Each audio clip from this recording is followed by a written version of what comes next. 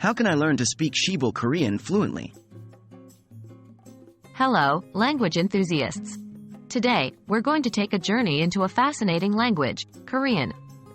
Specifically, we're focusing on Shibal Korean, a dialect that's part of the rich tapestry of the Korean language.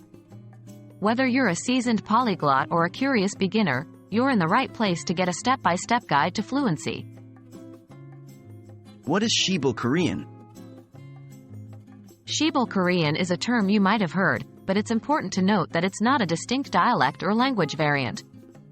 Shibal is actually a profanity in Korean, so it's crucial to use this term appropriately. We do not advocate or encourage the misuse of language, particularly offensive terms. This guide aims to help you learn standard Korean, which will enable you to communicate effectively and respectfully in Korean. Understanding Korean language basics. To master Korean, we start with the alphabet, Hangul. Developed in the 15th century, Hangul is a unique script that's both scientific and intuitive. With 14 basic consonants and 10 basic vowels, it can seem intimidating at first, but with consistent practice, you can master it. To enhance your vocabulary, start with common phrases and words. Korean is an agglutinative language, so understanding the basics of verb conjugation is key. Practicing daily life conversations will help you become familiar with sentence structures and commonly used expressions. Incorporating immersion techniques.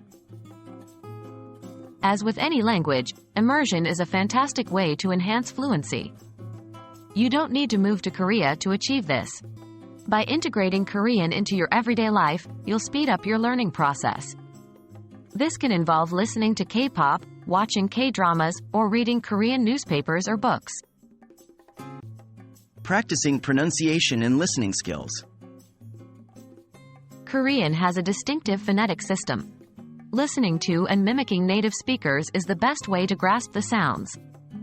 It's vital to listen to a wide variety of voices, such as those from TV shows, radio broadcasts, and podcasts.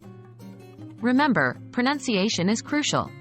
Using the correct tone and pronunciation not only makes you understood but also shows respect for the culture and people. Engaging in language exchanges in classes.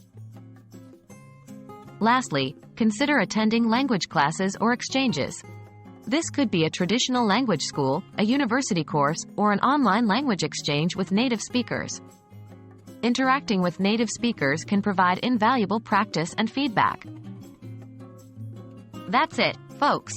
Becoming fluent in Korean, just like any language, requires time, patience, and consistent practice. But with these strategies, you're well on your way to mastering this beautiful language. Remember to use language respectfully and appropriately. Happy learning!